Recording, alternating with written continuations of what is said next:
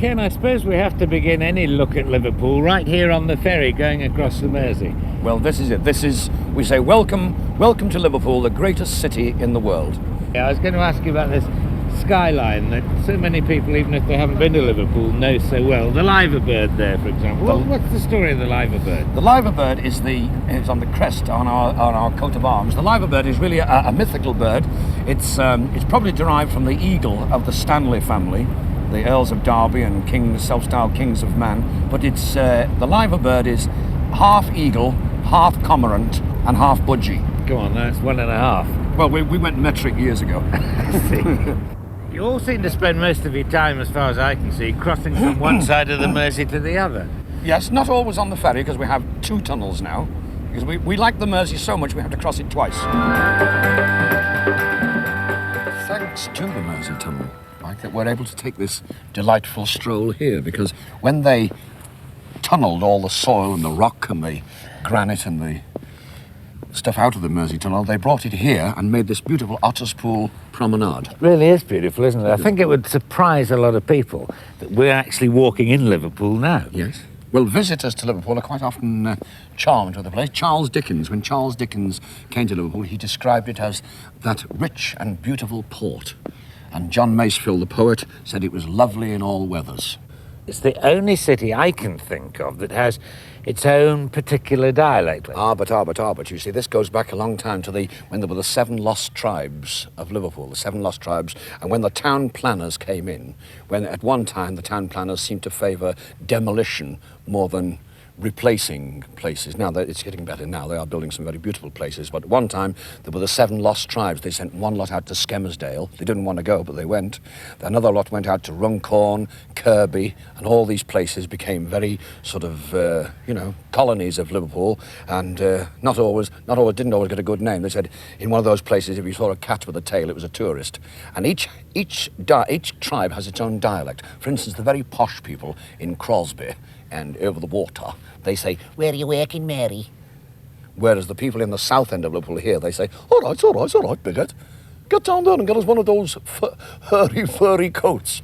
They have Judies with fur hair. This is our own language. We even have our own words. Like, if I said to you, if you had a Judy down a jigger, and this fella came along and he was bevied, so this scuffer came along and took him away. Okay? Oh, I didn't know about that. Well, you were with this young lady and you were doing a spot of courting, and this gentleman came along who was inebriated. So a policeman came along and escorted him to the police station. So there. And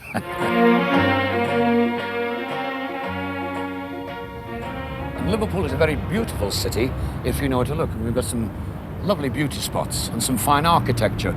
Here, for instance, we have our own column, the Duke of Wellington.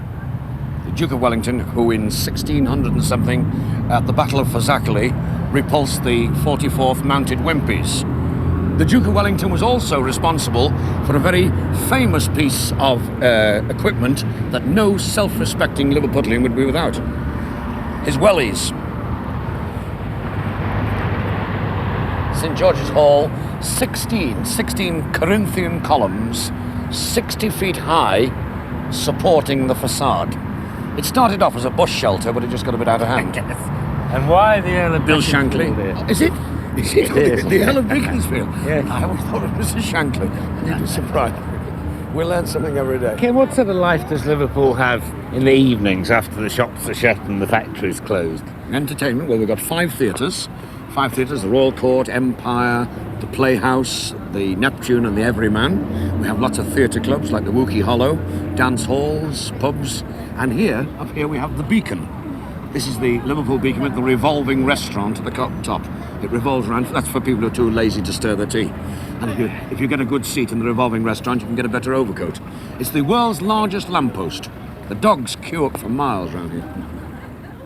That's the Philharmonic behind us. That's the Philharmonic. That's the Philharmonic pub and dining rooms.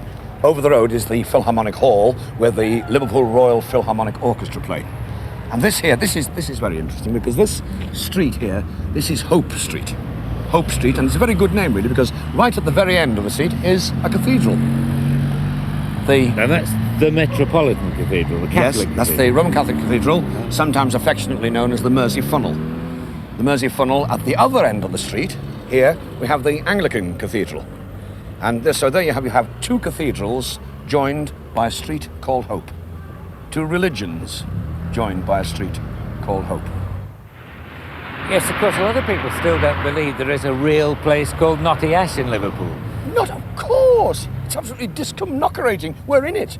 There's the church, where I sang in the choir until they found out where the noise was coming from. Over there is the Broken Biscuit Repair Works. And only this morning, talk about exports booming, we've discovered a new marmalade seam in the Jambutti mines. Yes, all right, Ken, but there aren't any Diddy men, are there? There aren't any Diddy men? No. Nationwide. And he wants to see Diddy men. Diddy men? Okay, Diddy men, here there, boys! There they are, the famous Diddy men from Knotty Ash.